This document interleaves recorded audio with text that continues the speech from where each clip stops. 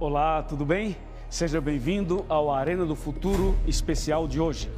O tema é realmente muito importante e por isso prepare-se para ouvir a palavra de Deus. Antes, porém, eu gostaria de lembrar que nós estamos nas redes sociais e quero agradecer você que nos acompanha diariamente no Facebook do Arena, através dos vídeos e das mensagens. Nós estamos aí no facebook.com/Arena do Futuro. Se você ainda não nos segue no Facebook, por favor, comece a partir de hoje. E no Twitter, @Arena do Futuro. E o nosso blog é novotempo.com/Arena do Futuro. E ali você tem também vídeos, mensagens, testemunhos. Tudo isso é uma maneira de ajudar você a se enriquecer na fé e fortalecer a sua esperança. Além disso, o nosso programa oferece um estudo bíblico totalmente grátis através de um DVD. É o DVD A Última Esperança, gravado em 5 países. E esse material está disponível para você aqui no Arena. É só você ligar para a TV Novo Tempo ou enviar um e-mail fazendo o seu pedido e nós o enviaremos até você para que, juntamente com a sua família, você receba essa bênção de Deus. Ok? Muito bem, o tema de hoje é a sequência do programa anterior. O programa anterior nós falamos sobre as profecias que revelam a volta de Jesus. E hoje o tema é o mesmo, parte 2. E esse é um tema que nós poderíamos fazer até uma série inteira, porque parece que esse tema ele nos provoca e nos conduz a outros aspectos bíblicos que desvendam os nossos olhos e abrem o nosso entendimento para tal acontecimento. Então hoje nós queremos saber um pouco mais de outras profecias que revelam a volta de Jesus, a sua iminente volta. E para a gente começar, eu quero convidá-lo a abrir a Bíblia comigo em Mateus capítulo 24. Foi exatamente esse capítulo que nós estudamos no programa anterior. Veja aqui Mateus capítulo 24, e eu quero lembrá-lo algumas coisas. O capítulo menciona guerras, rumores de guerras, menciona terremotos, menciona engano, menciona falsos profetas, falsos cristos. Mas um detalhe chama a nossa atenção nesse capítulo. Por exemplo, quando você observa o verso 6, a última parte, ele fala assim: porque é necessário assim acontecer, mas ainda não é o fim. Ou seja, quando ele vai mencionando as profecias e os sinais, o profeta ou o apóstolo, ele fala assim: ainda não é o fim, são sinais do fim. Quando você vai para o versículo 7, e aí você chega no versículo 8, diz assim no versículo 8: porém tudo isto é o princípio das dores. O que a Bíblia está dizendo é que aquilo que a gente está vendo ainda não é tudo. Outras coisas irão acontecer, outras coisas ruins irão acontecer. E por que essas coisas ruins têm que acontecer? Seria a mão de Deus, seria um castigo divino para a humanidade? Claro que não, obviamente que não. Acontece que o pecado na vida humana é tão terrível que vai levando o ser humano a cometer loucuras. Uma pessoa que se entrega ao pecado e ao mal, não há limites para as loucuras que ela pode fazer. Quando uma pessoa se entrega a Jesus, quando uma pessoa serve a Deus, as coisas são diferentes, mas quando uma pessoa se afasta de Deus e se entrega ao mal, as coisas são impressionantes, ou seja, os problemas se multiplicam de maneira assustadora. Por isso que a Bíblia diz: tudo isso é o princípio das dores, porque outras coisas virão. Veja, por exemplo, o que diz o versículo 9. Estou em Mateus 24, verso 9, para você que chegou agora. Diz assim: então sereis atribulados e vos matarão, e sereis odiados de todas as nações por causa do meu nome. O que o apóstolo está escrevendo aqui, o apóstolo Mateus? Ele está escrevendo que por causa do nome de Jesus haverá uma perseguição, que os que servem a Deus, os que andam com Deus, serão perseguidos. É isso que ele está dizendo: por causa do meu nome, vocês serão atribulados e serão perseguidos e vos matarão. Ou seja, pessoas que servem a Deus perderão a vida por causa dos princípios, por decidir ser fiel a Deus, por decidir andar com Deus. É um absurdo, mas infelizmente é isso que vai acontecer. Na verdade, isso aconteceu no passado, isso tem acontecido no presente de maneira mais suave e voltará a acontecer num futuro bem próximo, de uma forma até mais acentuada e assustadora. Quando você vai para o versículo 10, por exemplo, fala assim: nesse tempo, muitos hão de se escandalizar, trair e odiar uns aos outros. E o verso 11 fala: levantar-se-ão muitos falsos profetas e enganarão a muitos. E o verso 12 fala assim: e por se multiplicar a iniquidade, o amor se esfriará de quase todos. Então a Bíblia vai fazendo uma descrição e mostrando, dentro de um contexto profético, os acontecimentos que anunciam a volta de Jesus. Ou seja, à medida que o tempo for passando e os problemas forem se multiplicando, que é justamente o que nós estamos vendo hoje, a Bíblia chega a dizer que o amor se esfriará de quase todos. E eu pergunto a você, não é exatamente isso que estamos vendo hoje? O amor ao próximo está esfriando, o amor a Deus está esfriando. Ou seja, hoje as pessoas, quando você fala a palavra amor, essa palavra já passa, no português especialmente, passa a ter outras conotações. A palavra amor é usada em contextos totalmente adversos e diferentes. Mas a Bíblia está falando que o amor a Deus e o amor ao próximo se esfriaria à medida que o tempo fosse passando. E esse problema do amor se esfriar seria um sinal, seria uma evidência, é uma profecia que está mostrando que Jesus em breve voltará. Então, por favor, você deve abrir bem os seus ouvidos, ouvir bem essa mensagem, abrir o seu coração, abrir os seus olhos e permitir que esse texto, que essa mensagem desperte você para realmente o que vai acontecer. E o que vai acontecer é a volta de Jesus. Só que antes disso, infelizmente, essas coisas ruins terão que acontecer. Agora, veja o que diz o verso 13. Diz assim: aquele, porém, que perseverar até o fim, esse será salvo. Esse texto é impressionante, porque Deus está dizendo o seguinte: os problemas virão, mas não desista. Não desista, não retroceda, não abandone a sua fé, não abandone a Bíblia, não abandone a oração, não solte das mãos de Deus.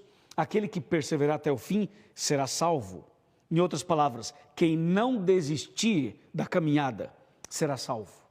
Então o segredo que Deus está nos dando aqui é a perseverança, é a pessoa permanecer em Cristo. Jesus disse: eu sou a videira e vocês são os ramos. Quem permanece em mim e eu nele, esse dá muito fruto, porque sem mim nada podeis fazer. João 15, versículo 5. A Bíblia Sagrada continua, e agora no verso 14, aí nós encontramos um texto que mostra uma profecia-chave, que aí sim define de uma vez por todas a questão do fim e da volta de Jesus. Veja o que diz o verso 14.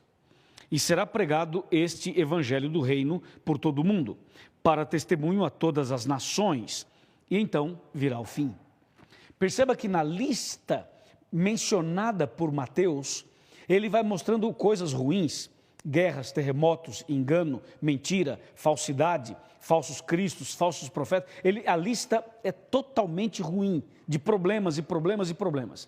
E cada vez que ele menciona um problema, lembra que ele diz assim: ainda não é o fim, ou é o princípio das dores. Mas quando ele menciona a pregação do evangelho, quando ele diz que o evangelho vai ser pregado em todo o mundo, então ele termina o verso dizendo: então virá o fim. Portanto, meu irmão, minha irmã e meu amigo, o que vai determinar a volta de Jesus e o fim desse mundo mau não são os problemas do mundo, não são os problemas da economia, não é o fato do dólar estar alto, não é o fato dos produtos subirem de preço, não é o fato de ter problema na Petrobras, quem define o fim não é o Papa, não é o Vaticano, não são os Estados Unidos, o presidente americano, não são os terroristas que tem no mundo, não são as pessoas que são más, não são os problemas naturais nem sobrenaturais. Essas coisas não determinam o fim. O fim não depende desses homens, não depende desses poderes, não depende dessa gente. O fim depende de Deus, a intervenção divina, a pregação do evangelho. Quem dirige esse mundo é Deus. O mundo está nas mãos de Deus. Quem comanda esse planeta é o nosso Deus. Ele tem as rédeas nas mãos, Ele tem o controle nas mãos, Ele segura os ventos, Ele solta os ventos, Ele põe os reis, Ele tira os reis, e não cai uma folha da árvore se Ele não permitir. Por isso que o verso 14 é categórico ao dizer: este evangelho será pregado em todo o mundo, para testemunho a todas as nações. Então virá o fim. Por isso que eu estou aqui pregando o evangelho todos os dias, toda semana, o ano inteiro. Não somente eu, como outros estão fazendo também. É por isso que tem a TV Novo Tempo, é por isso que tem a Rádio Novo Tempo, é por isso que nós usamos a internet, é por isso que a gente vai de igreja em igreja, de cidade em cidade, de país em país, levando o evangelho. Eu sei que tem lugares no mundo em que o evangelho é praticamente impenetrável do ponto de vista humano. Eu sei que tem a janela 1040, que é o mundo árabe, onde é mais difícil você falar de Jesus e mostrar o evangelho. Eu sei disso. Do ponto de vista humano, quando nós olhamos para esse cenário, nós imaginamos o seguinte: bom, Jesus vai demorar milhares e milhares e milhares de anos, porque penetrar essa janela 1040 é algo, humanamente falando, impossível. Eu sei disso, mas eu também sei que o mesmo Deus que derrubou os muros de Jericó e deu a conquista para Josué, o mesmo Deus que tirou Israel do Egito, o mesmo Deus que abriu o Mar Vermelho, o mesmo Deus que derrubou o muro o muro que trazia separações, o mesmo Deus que quebrou as barreiras, esse Deus, quando Ele quiser, na hora que Ele quiser, Ele levanta a mão e em um dia, ou em uma semana, ou mais ou menos, o Evangelho chega ou chegará em todo o mundo. Em outras palavras, para Deus, aquilo que é difícil para nós, para Deus não é. Deus tem poder de mudar isso num abrir e fechar de olhos. Por isso, meu amigo, os sinais de problemas, de guerras, de terremotos, essas coisas todas que eu acabei de ler, elas já estão acontecendo. E a pregação do Evangelho também está acontecendo. Então, agora Deus está conduzindo a humanidade para um momento crucial. E o momento crucial é a volta de Jesus. Jesus vai voltar, amém? Jesus vai voltar, amém? Ele vai voltar, meu amigo. E por isso nós temos que nos preparar. E agora eu vou lhe mostrar um outro texto que revela outros detalhes que estão relacionados às profecias que anunciam a volta de Jesus. Quer ver? Abra a Bíblia comigo na segunda carta que Paulo escreveu a Timóteo. Vamos aqui na segunda carta a Timóteo, no capítulo 3, e nós vamos ler os versos de 1 a 5. Presta bem atenção nessa leitura. Sabe, porém, isto, que nos últimos dias sobrevirão tempos difíceis, pois os homens serão egoístas, avarentos, jactanciosos, arrogantes, blasfemadores, desobedientes aos pais, ingratos, irreverentes, desafeiçoados, implacáveis, caluniadores, sem domínios de si, cruéis, inimigos do bem, traidores, atrevidos, enfatuados, mais amigos dos prazeres que amigos de Deus, tendo forma de piedade, negando-lhe, entretanto, o poder. Foge também destes. Uau, que incrível, não é? Você percebeu que as profecias que revelam a volta de Jesus incluem isso também. E essa lista que eu acabei de ler, ela se cumpre todos os dias diante dos nossos olhos. Isso acontece dentro da família, isso acontece dentro da nossa sociedade, isso ocorre o tempo todo. Então, não há dúvidas, não há nenhuma dúvida de que os sinais todos estão se cumprindo. Não há dúvidas de que as profecias estão anunciando que esse mundo está chegando ao final e que em breve Jesus voltará. Sim, Jesus voltará. Agora eu vou lhe mostrar um outro texto que revela um outro detalhe que é impressionante. Eu quero convidá-lo a abrir a Bíblia comigo na primeira carta de Paulo aos Tessalonicenses, no capítulo 5, e os versos 1, 2 e 3. Confira. Irmãos, relativamente aos tempos e às épocas, não há necessidade de que eu vos escreva, pois vós mesmos estáis inteirados com precisão de que o dia do Senhor vem como ladrão de noite. Olha agora o verso 3.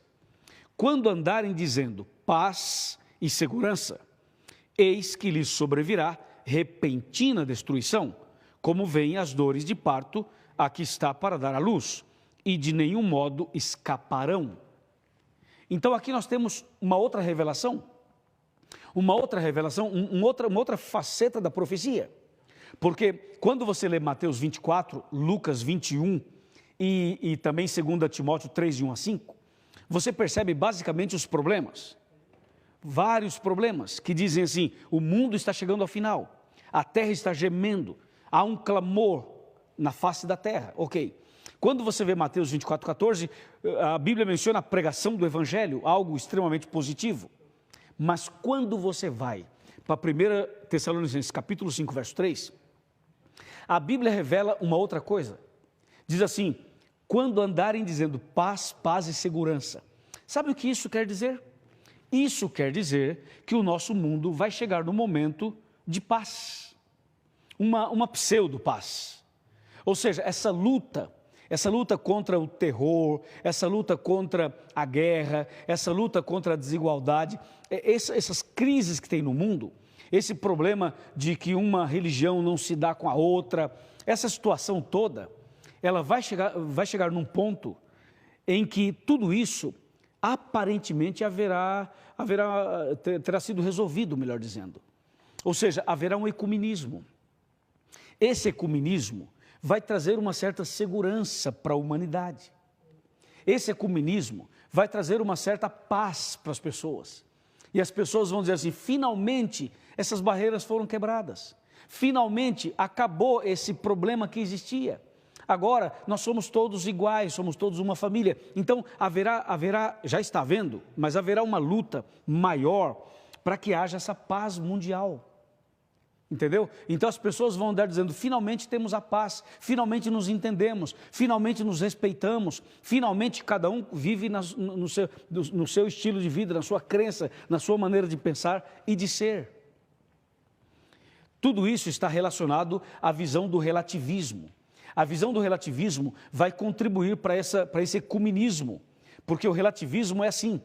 Cada um tem a sua verdade, cada um crê naquilo que quiser crer, mas não deve interferir na crença do outro, na vida do outro. Então, isso que parece ser bom, será também um bloqueio, será também um problema para a pregação do Evangelho. Porque nós não poderemos mais pregar o Evangelho para certas pessoas, porque estaríamos invadindo a privacidade dela, estaremos invadindo a crença dela. Então isso tornar-se-á um bloqueio também para a pregação. E justamente diante dessa pseudo-paz, justamente diante dessa tranquilidade mundial, sabe o que vai acontecer? As pessoas vão sair dizendo, agora finalmente chegamos a um denominador comum, agora temos paz e segurança. E a Bíblia diz no verso 3, que quando isso acontecer, haverá repentina destruição. Por quê? Porque haverá um povo que não se unirá a essas ideias que são contrárias à Bíblia, mesmo trazendo uma certa paz para o mundo. Ocorre que a verdadeira paz não é uma paz externa, a verdadeira paz é a paz de coração, é a paz com Deus. E não existe paz sem Deus. Não existe paz sem obediência aos mandamentos. Não existe paz sem que a pessoa aceite Jesus como Salvador. Não existe paz sem que a pessoa coloque em prática os princípios da palavra de Deus. Você me entende? Por isso que o texto diz, quando andarem dizendo paz, paz e segurança, virá repentina destruição. Esse texto chama a nossa atenção para que a gente acompanhe com mais critério os textos proféticos que anunciam a volta de Jesus. Entendeu? Assim, a palavra de Deus nos convida a não somente estudá-la, como também tomar uma atitude, uma decisão. Nós, como cristãos, devemos amar a Deus sobre todas as coisas, a Deus em primeiro lugar. É o que nos apresentam os 4 primeiros mandamentos dos 10. mas também devemos amar ao próximo como a nós mesmos, como está escrito nos 6 últimos mandamentos da lei de Deus. Todos nós devemos amar as pessoas. E a maior demonstração de amor é quando você ajuda as pessoas e quando você ensina para elas o caminho da salvação. Essa é a maior demonstração de amor. Você ajuda as pessoas, você as recebe e as abraça como elas são, mas também você mostra a essas pessoas o caminho da salvação, o caminho da vida eterna. É isso que Deus espera de cada um de nós, que somos cristãos. Não adianta você falar assim, bom, eu amo essa pessoa, eu gosto dessa pessoa, mas deixa ela assim como ela está. Ela tem a crença dela, ela tem a sua filosofia, tem a sua maneira de ser, de pensar. Deixa em paz essa pessoa. Eu simplesmente a amo e a respeito, deixa para lá. Bom, isso é perigoso. Por que é perigoso? Porque essa pessoa, ela pode estar crendo em coisas erradas. Ela pode estar sendo sincera no erro. E se essa pessoa é minha amiga ou é meu amigo, eu devo, com toda essa amizade e respeito que eu tenho para com ela, eu devo mostrar-lhe o caminho da salvação, mostrar o caminho da vida. Essa é a minha responsabilidade. Foi justamente o que aconteceu com Filipe e o eunuco naquela caminhada de Jerusalém para Gaza, como está em Atos capítulo 8. Você percebe naquela história, se você nunca leu, poderá ler depois Atos 8. Mas a verdade é que o Filipe, levado pelo Espírito Santo, encontrou um homem rico, um eunuco, e este estava lendo a Bíblia, porém não entendia exatamente o que estava lendo. E essa é a situação hoje de milhares e milhares de pessoas. Pessoas muito boas, pessoas sinceras, que estão com a Bíblia nas mãos, que leem a Bíblia, que frequentam uma igreja, que fazem parte de uma determinada religião. Só que essa pessoa, que é sincera, ela está lendo a Bíblia, porém não entende a Bíblia. Ela não entende. Ela está tentando entender, mas não entende. Então, o que é que Deus faz? Deus desperta um servo ou uma serva, um filho de Deus ou uma filha de Deus, que já tem um entendimento melhor, e Deus então leva essa pessoa ao encontro da outra. E aí vem a nossa parte. A nossa parte é mostrar a verdade para estas pessoas. Amém? É isso. Creio que ficou claro para você esses detalhes finais que anunciam a volta de Jesus. Agora eu quero convidá-lo a sentar comigo aqui no meu sofá, para que a gente possa ter aquela conversa de coração para coração, olho no olho, tá bom? Vamos sentar.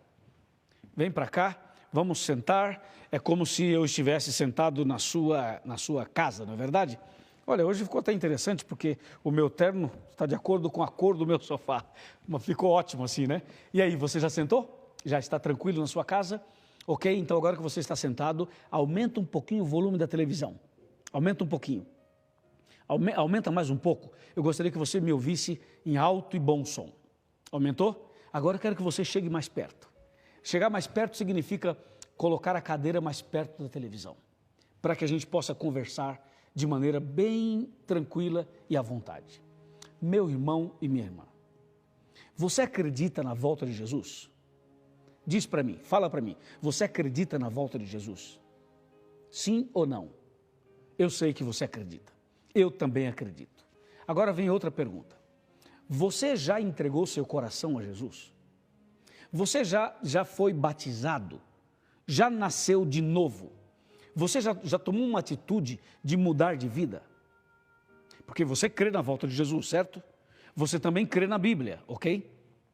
Agora eu estou te perguntando, você já entregou a vida a Jesus? Você já foi batizado nas águas como Jesus foi batizado? Ainda não? Então é o seguinte, você é meu convidado para tomar essa decisão agora. Eu quero convidar você a tomar essa decisão de ser batizado na Igreja Adventista do Sétimo Dia, para que você esteja preparado ou para que você se prepare para a volta de Jesus, porque você crê que Ele vai voltar. Eu também creio. E nessa preparação para a volta de Jesus envolve o batismo. O batismo não é o fim da caminhada, o batismo é o início da caminhada. Por isso que eu estou convidando você para ser batizado. Então, eu quero que você agora, depois que terminar o programa, eu vou orar por você. E eu gostaria que você procurasse a Igreja Adventista do Sétimo Dia. Vá até lá, diga assim, ó, eu assisti o Arena do Futuro, hoje foi sobre a volta de Jesus e eu quero me preparar para a volta de Jesus. Eu quero ser batizado, eu quero nascer de novo, eu quero que vocês me ajudem. E lá na igreja há uma classe bíblica para você conhecer mais a palavra de Deus. Você pode procurar o pastor da igreja, ou o ancião da igreja, ou qualquer pessoa que te receber, você pode procurar e pedir que você deseja estudar a Bíblia. Eu tenho certeza que você será muito bem recebido, muito bem recebida, e aí você vai ser devidamente instruída ou instruído para que você seja batizado e assim esteja na caminhada, se preparando para a volta de Jesus. O que você acha? Tá bom assim? Concorda comigo? Aceita esse convite? Aceita esse chamado? Se você aceita, levanta a mão. Levanta a sua mão dizendo, pastor, eu aceito. Eu quero nascer de novo, eu quero me preparar. Então levante a sua mão. Vamos? Levanta a mão, meu amigo. Ei, vai levantar a mão ou não vai levantar a mão? Está pensando, né? Está indeciso, né? Levanta essa mão, rapaz. Levanta agora em nome de Jesus. Vamos, levanta a mão em nome de Jesus. Você está lutando aí, né? Está pensando em levantar a mão e tal. Levanta a mão agora em nome de Jesus. Levantou? Parabéns, parabéns. Vamos orar? Eu vou orar por você agora, por essa decisão que você acaba de tomar. Feche os seus olhos, mas fica com a mão levantada e vamos orar. Querido Pai Celestial, obrigado porque as profecias revelam a volta de Jesus. E sabemos que esse dia está muito perto. Senhor, nós queremos estar preparados para encontrar Jesus nas nuvens dos céus e para viver com Ele para sempre. Por isso, essa pessoa levantou a mão. Por isso, essa família levantou a mão. Senhor Deus, segura agora nessa mão e fortaleça essa decisão para que essa pessoa permaneça firme na fé até a volta de Jesus. É o que nós pedimos e agradecemos em nome de Jesus. Amém.